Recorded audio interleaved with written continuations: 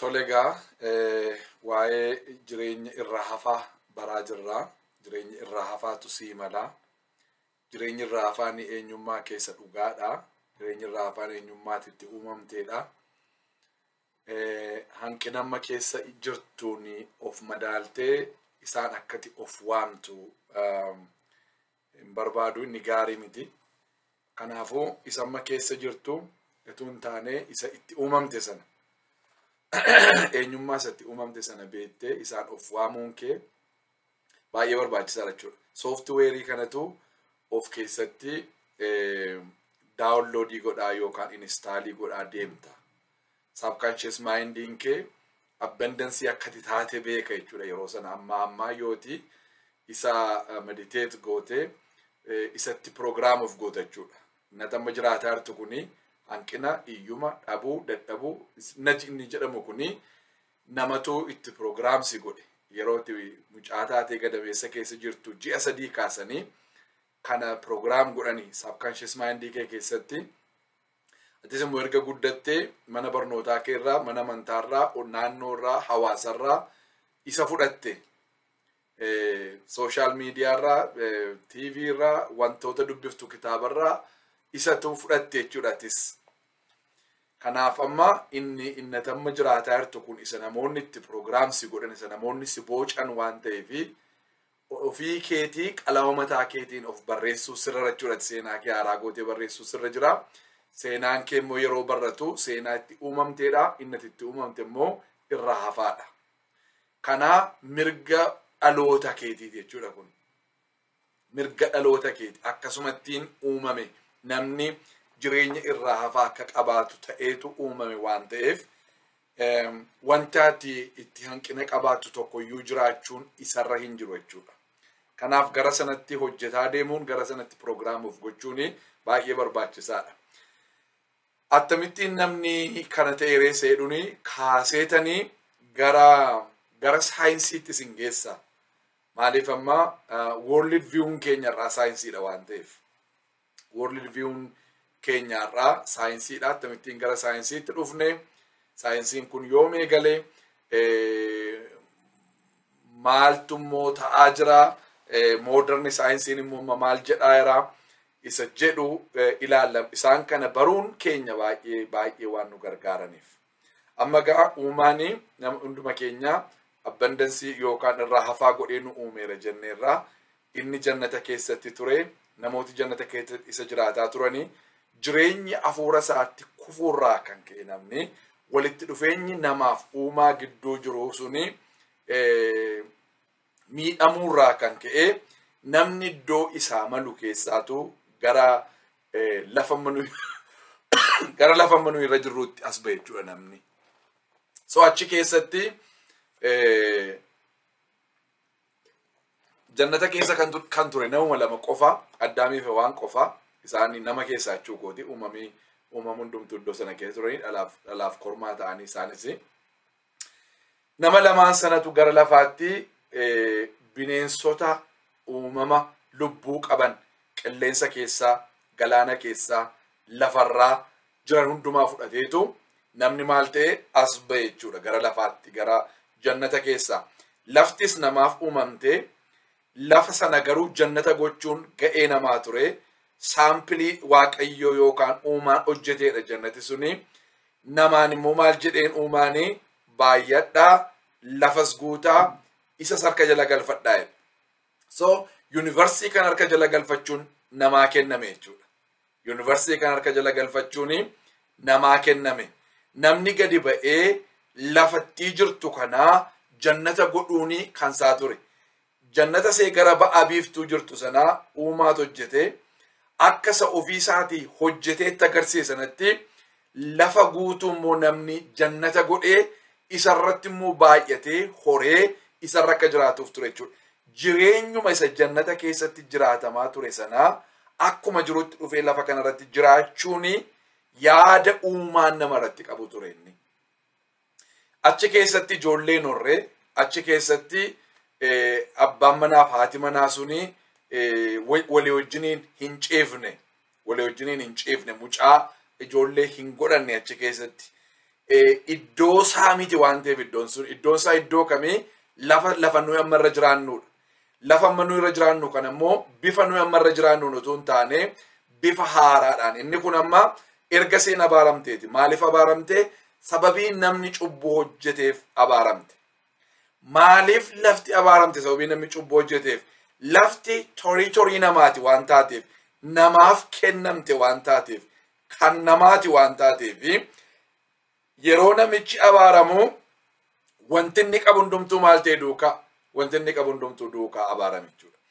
Jannati sun amma kan namaa miti, amma saampiliidha malee achi keessatti uumaan hojjeteetti agarsiisee akka maddoo argaa jirtan kanarratti lafarratti baa hojjedhaadhe lafti kun kan keenyaa akkaataan itti gara lafaatti namni ba'etu sirriin turre malee namni gara lafa kanaatti ba'u turre ture. Namni lafa kanatti ba'eetu lafa kanarra jiraateetu lafa kana akka isa uumaan hojjete sanaatti muka iddoo sana jiru dhaabee biichi iddoo sana jiru as kaa'ee uumamachi keessa jiru sana hundumaa fudhatee gadi ba'ee uumama sanaa wajjiniin harmonii godhaa akka isaan walii wajjiniin jiraatan. For your surprise, waggaa 1,000 fi Iyesus Kiristoosii gara biyya lafaa kanaa deebi'ee dhufeetu biyyuma lafaa amma jirtu kanarratti waggaa 1,000 immoo biyyuma lafaa guutummaa irratti waggaa 1,000 immoo yeroo isaan lolli hin jiru, oduun lolaan jiru, beelli hin jiru, dheebuun hin jiru, iyyuun hin jiru, rakkinni hin jiru, sobni hin jiru, cubbuun hin jiru, walirratti ka'uun hin jiru, leencii sangaan nyaatu, qeerransi reettiin nyaatu, bofti naman hedduu, bineensonni laga keessa jiran hundumtuu deebi'anii dhufaniitu namaa wajjin jiraachuutti ka'u jechuudha. Mootummaan isaa mootummaa qajeelummaa ta'a. Paartiin siyaasaa garaagaraan hin jiru. Maanni pirezidaantiidhaan miti, piraayim ministeeriidhaan miti, kiingiidhaan bulti biyyi lafaa, mootiidhuma tokko qofaan jechuudha innis Yesuus jedhama. Isumatu biyya lafaa kana guutummaa maal godhaa? Walitti qabeetu bulche jechuudha. Yeroo sana seexannis hin jiru, seexanni immoo hin hidhama. Seexanni hin hidhama. Informationii kana warri barbaada macaafa mul'ata. Dhaqaatii ilaalaa. Boqonnaa 20, boqonnaa 21 dhaqaatii naannoo sana qoradhaa bal'inaan iddoo sanarraa argattu. So mootiin ila amma gaa maalni isiitiin barbaadan? Mootummaan suni inni uumaan namaaf yaade suni sababii namni cubbuu hojjetee jannata sana keessaa ba'ee fi amma ammaatti hin taane jechuudha. Kana booddee sitti fufee hin ta'u yoo ta'e gaafa Yesuus Kiristoos dhufee lafa kanarratti mo'u sana ta'a jechuudha. Amma gaa inni uumaan lafa kanarratti barbaade isa akka sanaati. Isa akka isa Yesuus dhufee waggaa 1,000 lafarratti qabaachuuf jedhu yookaan immoo isa Addaam jannata keessatti qabaatee yookaan immoo isa Nohi markaba keessatti waggaa 1 qabaate sanaati jechuudha. Akkasin isa kana bartaniin barbaadeen. So jireenya namaatiif wanti barbaachisu hundumtuu risoorsiin lafa keessa jira jechuudha. Risoorsiin lafa keessa jira. Guutuudha waan namaaf barbaachisuuni lafti kun guutuudha. Namni lafa kanatti ba'ee lafa kanatti isa uumaan mukeetiin achi keessa dhaabe sana dhaabee bishaan achi keessatti hojjete sana sitti hojjetee jireenya achi keessaa sana fidee as fidee mootii lafaa ta'ee isinii galee mootii lafaa ta'e namni wal irratti mootii ta'a miti, namni wal geggeessa miti.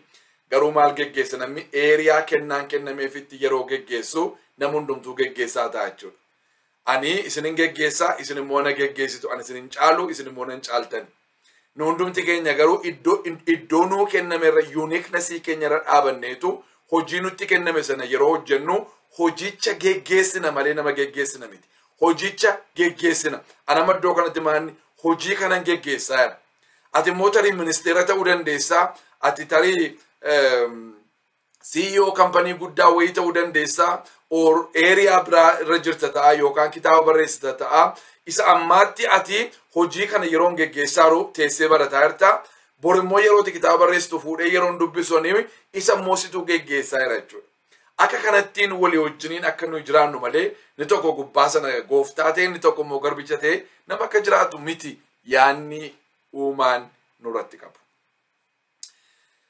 Biyya lafaa nuu kennamte kanarratti akka itti jiraachuudhaafitu dhufne jechuudha nuyi gara biyya lafaa kanaa. Garuu sababa namni cubbuu hojjeteef lafti maal taateen abaaramte. Baalaaf waraantee fi qoraatti biqilchuutti kaate. namni dafqaddasaa nyaachuutti ka'e. Dadhabeeyyuummoo wanti nama argatu baay'ee muuxinnoo ta'e. Jireenyi maal ta'e jireenyi wallaansoo ta'e. Dhukkubi harateetu namatti gale. Iyyuma wanta jedhamu namatti gale. Abaarsa wanti jedhamu namatti gale. Lolliin dhufe, jibbiin dhufe, rakkoo dhufe. Amma gaa Addaamii fi Hawwaan warra jannata keessa turan isinitti agarsiisa. Hin ba'an achi keessaa. Yeroo ba'an egaa inni sila nyaati guutee jiru, dhugaatiin guutee jiru, uffanni guutee jiru sun hundumtuu irraa ba'e. Ulfina uffataniiru, ulfinni sun irraa ba'e baala ofitti uwwisanii isa booddee achi keessaa ba'anii uffata qopheeffatanii uffachuu jalqabanii jechuudha. Sila nyaata utuu naramin utuun qotiin nyaatu turanii amma garuu qotuu tura ture jechuudha. Aramuu tura ture jechuudha. Horii horsiisuu tura ture jechuudha. Horii warri kaan daggalatti galanii warri kaan manatti hafanii warra manatti hafan sana amala ofii isaanii barsiifatanii isaaniin maal gochuutti ka'anii horsiisuutti ka'anii aannan isaanii dhuguu foon isaanii nyaachuu jalqaban jechuudha. Bineensoo warri jedhaman suni warri lagatti gala sira nama duukaa jiraatu amma namatti galu warra namatti gale lagatti gale sana adamoodhaanii adamsanii nyaachuutti ka'anii jechuudha.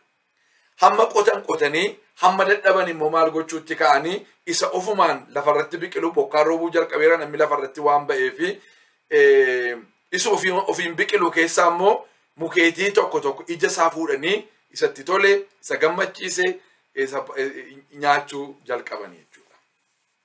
Amma gaa Addaamii fi Hawwaan ijoollee lama godhatan Aabeeliif Qaayilii warra jedhaman godhatan.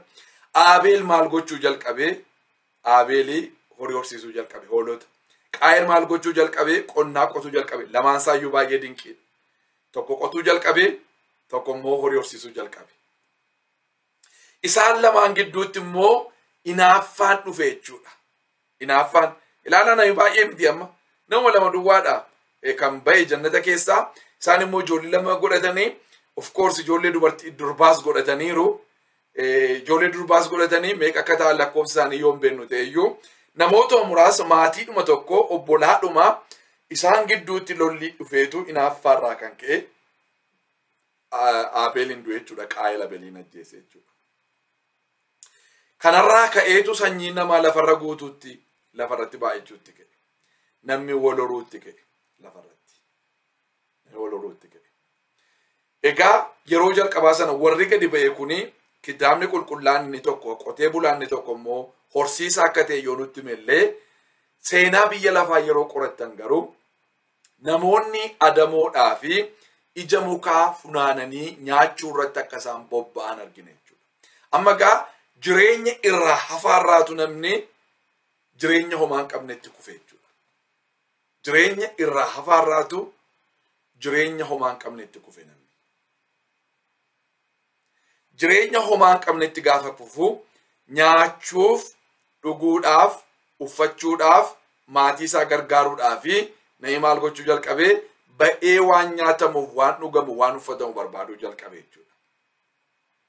Kanaafuu adamoo adamsuudhaaf gara fagoo dhaqu isa dhaqu guyyaa lama, guyyaa sadii, torban tokko, ji'a tokko taa'uu ture jechuudha. Isa booddee foon baay'ee fidee gara manaa dhufaa. Foon sana maatiidhaa kennee maatii bira takka ture maatii wajjin takka nyaatee ammas lubbuu isaa immoo riskiitti dabarsee kennee maatii isaa irraa adda ba'ee gara adamootti deemuu ture jechuudha. Inni kaan immoo ija mukaa barbaachuu.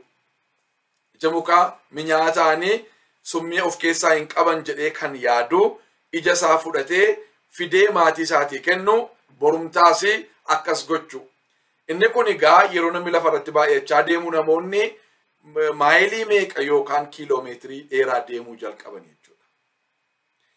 Inni kun jireenya namaatti ulfaachaa gaafa adeemu akkamittiin kana fooyyessuu danda'anii jedhee namni qooda dhannee fagoo dhannee barbaannu ija muka nyaachuu barbaannu ija muka nyaachuu jaallannu maaliif mana keenya biratti dhaabuun hin dandeenyudha isa Aabeeliif Qaayil godhaa turanii mana biratti dhaabbachuu jalqaban jechuudha.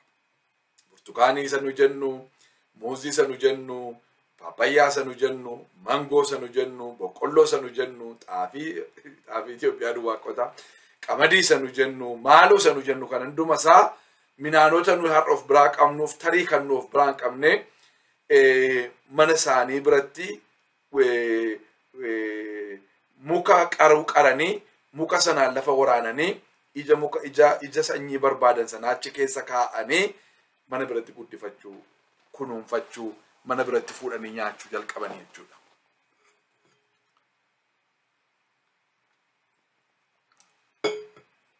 Akkasuma horii barbaadan nyaata isaanii foon isaanii yoo nyaanne aannan isaanii yoo dhunne jedhanii yaadanis amalli isaanii namatti dammaquu kan danda'u amala hamaa kan hin qabne leenjifamuu warra danda'an jedhanii amanan of course bineensi hundumtuu leenjifamuu danda'a fidanii isaaniinis mana kaa'anii leenjifatanii aannan isaanii dhuguu foon isaanii nyaachuu jalqabanii jechuudha. Isa kanarratti garaagarummaan dhufaa deeme gaama. Inni tokko baay'ee hojjechuutti ka'ee lafa baay'ee bal'ifachuutti ka'ee lafa achuma baatanii ofii keessanii lafa barbaadan qabattu maatii baay'ifachuutti ka'ee ijoollee horuutti ka'ee yeroo ijoolleen baay'een dhalatanii maasiinsaa bal'achuutti ka'ee inni immoo achumatti fuudhaa. So akka kanattiinitu lafti namaan guutaa inni tokko sooressa jedhamaa inni tokko hiyyeessa jedhamaa. Inni kaan ijoollee isaa nuyi sooressa jedhee sooromatti guddisaa sooroma pirogiraamii keessatti godhaa inni tokko immoo hiyyeessa jedhee iyyuma keessatti pirogiraamii godhaa namoonni akka ittiin guddataa deemanii jechuudha. Namoonni akka ittiinitu guddataa deemanii. Hamma gaa namni yoo dhufee jannata sana keessaa ba'e iyyuu maal qaba ilaalchi namni addunyaa kanaaf qabu godly world viewdha. Akka uumaadhumatu provide godhaa jedhaniitu amanu. Dandeettii isaanii baay'ee as keessatti hin argitani. Waanuma jiru wayii dhaqanii fidanii nyaachuu. Adamsanii ciratanii nyaachuu ture. Maal ture jechuudha kuni godly world view ture jechuudha. Waan nu barbaachisu hundumaa uumaatu provide godhaa.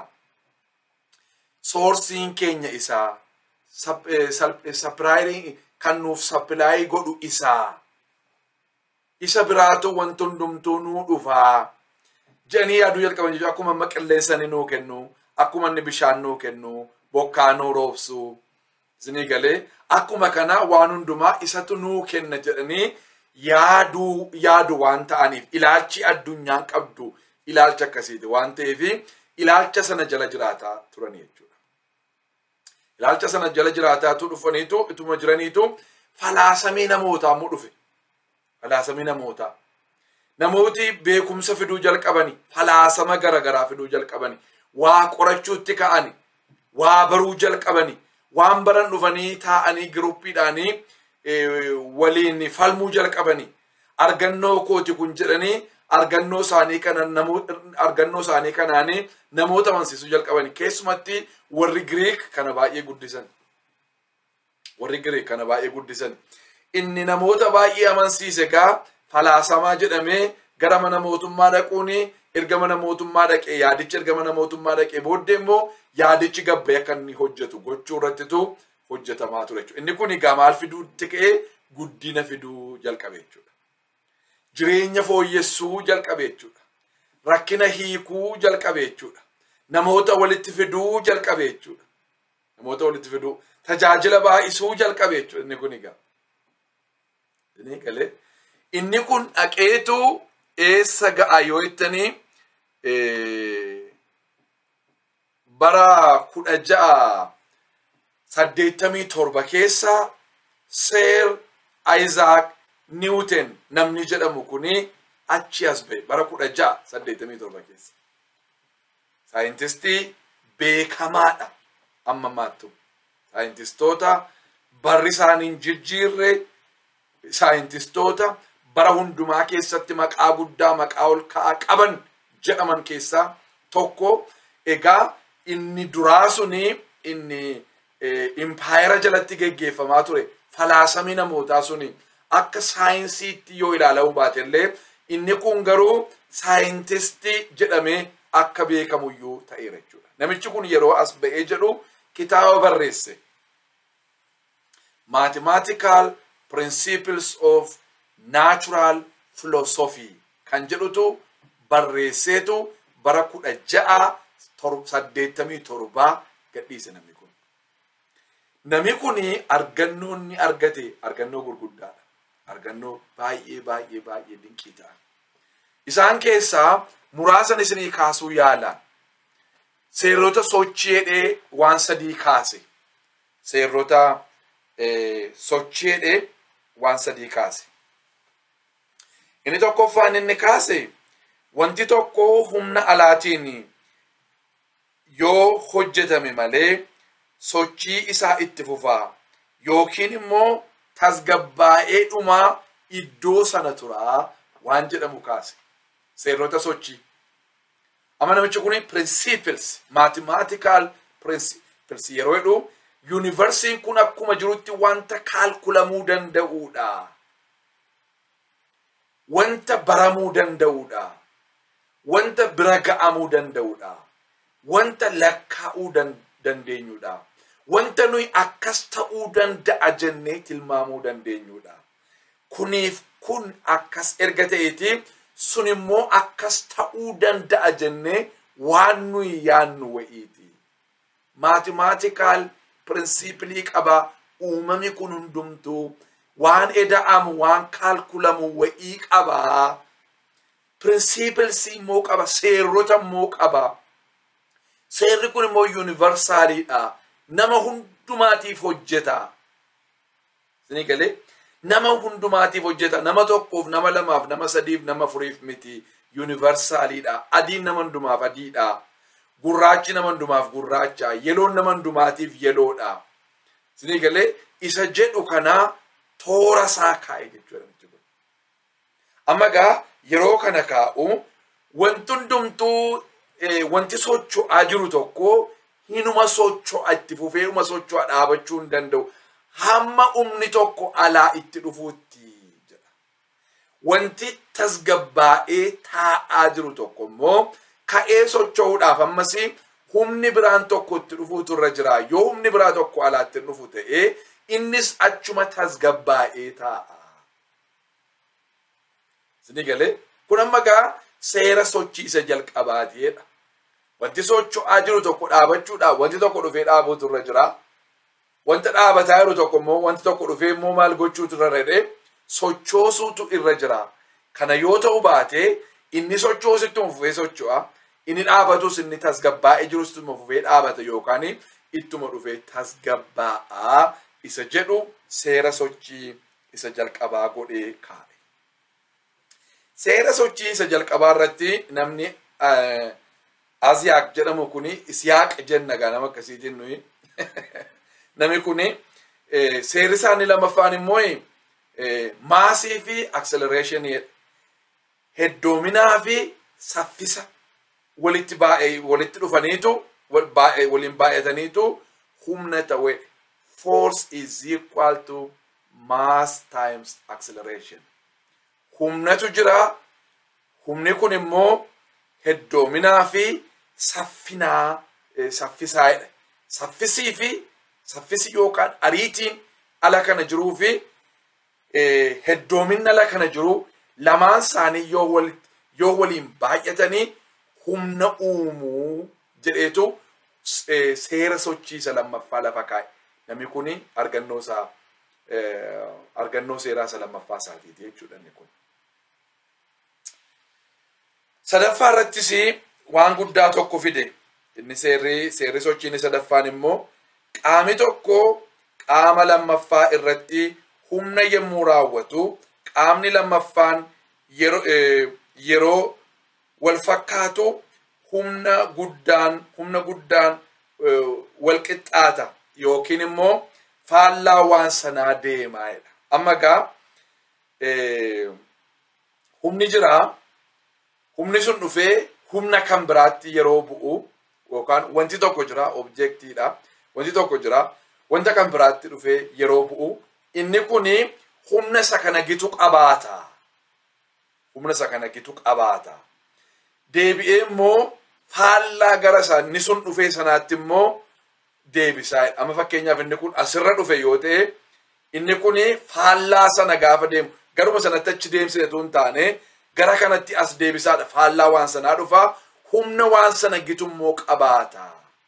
Kun immoo seerota sochii isa sadaffaati jedheetu wantoota gurguddaa dinqii yuunivarsiin kun ittiin socho'u yuunivarsaalii waan ta'ee seera sochii kana sadanitu nu baase jechuudha. Namni gaasa kanaani ammarraattu saayinsiin fiiziksiin isa kanaani kaalkuleeshinii hojjetaa jira. Addunyaan ammayyuu isa kanaan maal godhaa jira? Isa kanaanii jiraataa jira jechuudha. Isa lammaffaa isaa dhaxxanii yoo laaltanii seera isa lammaffaa inni kaa'e dhaxxanii yoo laaltanii amma tokkoffaa irratti maal jedhee wanti hundinuu humna alaatiin yoo jeeqame malee haala boqonnaa isaa yookiinis sochii wal fakkaataa keessa jiraata. Wanti tokko humna kan biraa humna alaatiin yoo dhufee hin jeeqamu ta'e humni kan biraa dhufee yoo ittiin buute yeroo hundumaa utuu hin jijjiiramin barabaraanii humnuma sanaan socho'achuu isaati. Yoo amma socho'aa jiraate ta'ee akkuma sila jenne seera sochii isa jalqabaa keessatti akkuma jenne sana humnuma ittiin socho'aa jiru sanaan itti fufee socho'achuu tasgabbaa'ee taa'eenuma jira yoo ta'e calluma dheechuma ta'a. Inni cal jedhee taa'u suni akka inni socho'uu fi humni kan biraan dhufuutu irra jira. Inni socho'aa sun yookaan ispiidii akka itti dabaluuf yookaan akka inni tasgabbaa'u yookaan akka inni waa tokkoof dhimma baasu gochuudhaa fi humni kan biraan dhufee wanti kan biraan dhufee itti bu'uutu irra jira jedha. Seera isa lammaffaa seerri lammaffaa maanneen humneen foorsii humneen waan ta'eef humni biraan dhufee humna isa tokkoon sana yookaan objektii tokkoon sanatti yoo dhufee bu'ee jedhee waan sana geeddaree waa gochuu danda'a. Firoota koomee amma amma qonnaat ture miti amma duraan namni yeroo gadi jannataa gadi beenuma qota ture irraa inni sun jijjiiramee namni ija mukaa funaanuudhaa fi adamoo irratti bobba'ee adamoon sun naqeetu gaafa nama dadhabsiisutti ka'u namni qonnaattas deebi'ee qonnaa sana maal gochuu jalqabee mukuma shaarpii godhee muka qarate sanaanii qoteetu ija tokko tokkoon keessa buusuu jalqabee inni kunis dadhabsiisaa taanaanii humna namaatiin namni lama ta'anii inni tokko immoo gindoo harkisee yookaan isa ittiin qotan harkisee namni sadaffaan immoo santinii godhee akka itti immoo qotuuyyuu jalqabanii sibiilaan qotuu jalqabanii gasoo godhatanii sibiilaan qotuu jalqabanii isarraa immoo gara harreedhaan gaangoodhaan fardaan sangaadhaan qotuutti immoo dhufee so isaan kana keessatu jiru saayinsiin kun dhufee gaa. Saayinsiin kun dhufee waan kana yeroo fidee jedhu okay maashinarii gurguddaa dhaabuun hin danda'ama jechuudha akkas taanaan. Amma ergaa humna kana kaalkuleetii gochuu erga dandeenye yuunivarsii kana kaalkuleetii gochuu erga dandeenye yeroo hundumaa humni isaan ittiin deeman amma humni biraan dhufee itti buutti humni isaan ittiin deeman yeroo hundumaa wal qixxee erga ta'eeti humna kana kaalkullee bira ga'uu erga dandeenyeeti. Humna kana humna maaliitiin geeddaruu humna maaliitiin dhaabuu humna maaliitiin wal qixxeessuu akka dandeenyu erga beenneeti. Yoo so isa kanaan immoo sana gochuu erga hin dandeenye ta'eeti mathematical principles itti dhufe jechuudha. Nature dhuma irratti. Nature dhuma jiru kana university dhuma jiru kana akka namichi Isaac jedhamu kun nuuf fidetti mathematical principles of nature. Isa kana fide jechuudha. Filosoofii akkasii. Filosoofii yookaan falaasama akkasii kanatu nuuf fide jechuudha namichi kun. Falaasama akkasii kanatu nuuf fide. Lamaffaa irratti seeronni kuni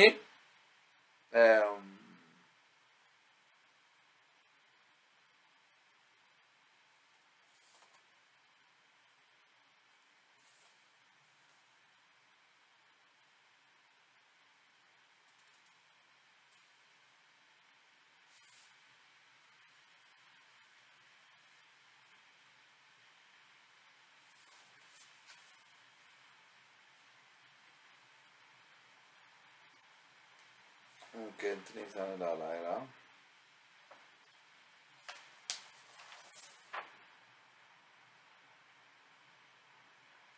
Okay. Lammaffaa irratti isuma seerota sochii lammaffaa sanatu iddoo sadiitti immoo deebi'ee hiikeetu foorsii sana jechuudha. inni lammaffaa irratti immoo maal jedha humni qaama tokko irratti socho'u saffisaa fi jijjiirama momentumii sanu jennu sanaani sararaawwan isaa yeroo wajjiniini jedhamee ibsama. Wanti hundumtuu yeroo keessatti qaawwaa sana eeggatee deema jechuudha humni sun. So isaan ibsama jechuudha. Waan tokko ibsuudhaaf nuyi wanta inni keessatti sarara yookaan qaawwaan inni keessa deemaa jiru yeroo sanaa wajjiniin ilaalameetu hiikitti kennama yookaan maqaan itti moggaa yookaan ibsi wayii akka itti kennamutu kaasa. Sadaffaa irratti immoo every action has an equal and opposite reaction. Gochi hundinuu deebii walqixxaataa fi faallaa qabaayedha. Wanti hundinuu gochi hundinuu deebii walqixxaataadhaa fi faallaasaa qabaa kan jedhu wantoota kana nuuf fide jechuudha namni kun. Kana duwwaatu hin taane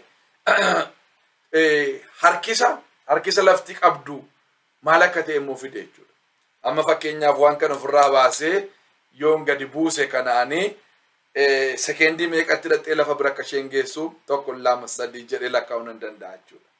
Inni kuni iddoo irra keessanii gadhiiftanii kaasee amma godaatti kan jiru wantichi tokko taanaanii yeroo hundumaa ispiidiin isaa tokko jechuudha. Hamminni yeroo hammamii dhaqee lafa ga'uuf yeroo hammamii akka inni fudhatu hundumtuu wal qixxeedha jechuudha. The law of gravitation fide jechuudha. Isa argate. Kana argachuun saagaa maashinoonni gurguddaan nuyi qabaannu gara agriculture qonnaas akka inni guddisu kan godhe qonnaarraa iyyuu gara industiriitti akka nuyi dhufnuu fi nu gargaare jechuudha wanti namichi kun lafa kaa'e kun.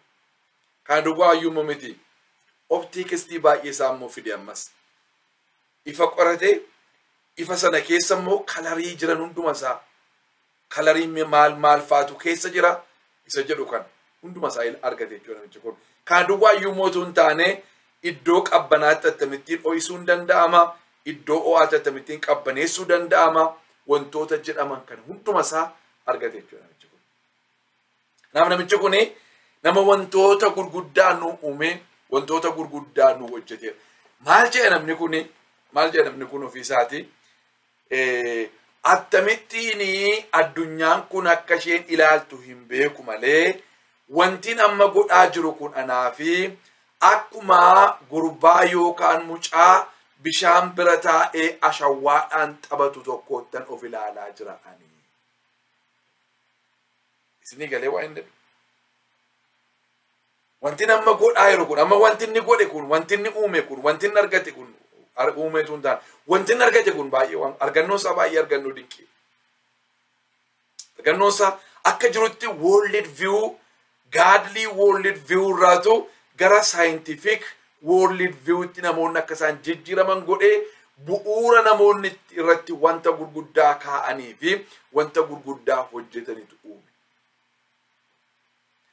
Garuu namichi kuni wanta nama hojjedhee addunyaan dinqifataa jirtu kana hundumaa yeroon ofii koo taa'ee ilaalu kuni waanan ciniinsifadhee miidhadhee du'ee fide miti kuni. Anaaf akka nama bishaan qarqara dhaabatee ooshenii yookaan galaanota gurguddaa bira dhaabatee ashawwaan taphatuuti ani. Wanti argamin, wanti mul'atin, wanti dhaga'amin, wantas dhufuun irra jiru ammayyuu wanti guddaan jira. Anama wanti an godhe kuni wanta baay'ee xinnoodha. Ooshenii guddaa kana lafarra dambali'ee ciisu kana keessa waan xinnoo tokko duwwaa biran ga'anii, waan xinnoo tokko duwwaan argadheanii. Wanta guddaatu ala kana jira nuun jedhaarame kun asuma irratti hin dhaaba.